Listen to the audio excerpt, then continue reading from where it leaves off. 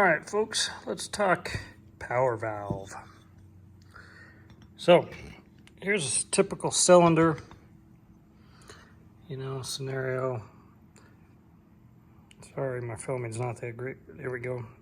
So you take this cover off and expose the power valve. So we're working on the exhaust side of the cylinder. You can see I got this whole cylinder right here and we're on the exhaust side. This is called the control flap right here. You can see this guy moves up and down. These are called the control rollers, one there and one there. Well, as the power valve is actuated on this side by this control rod right here, as we move it up and down, you can see that we get power valve functionality.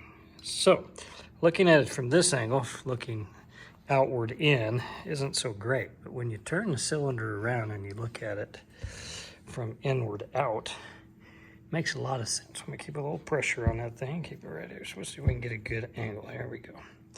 So you can see, right, I'm gonna stick my finger right here.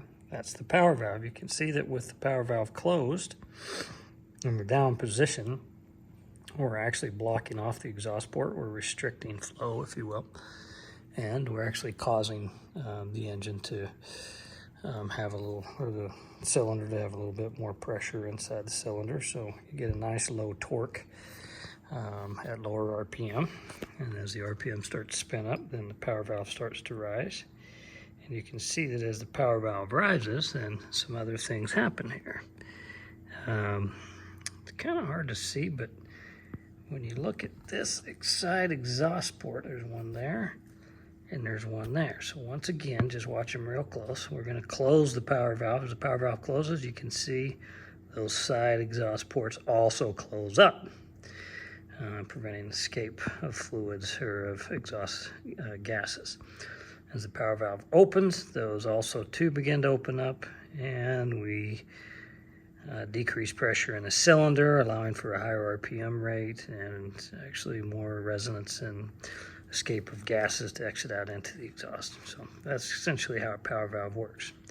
Now the interesting thing on the side here of the cylinder, if you look, you can see where a little connecting rod goes right here. We have the teeth that have to be lined up perfectly in order for these control rollers, if you will, to do their job by being coordinated with the actual control flaps so that the control rollers open and close accordingly.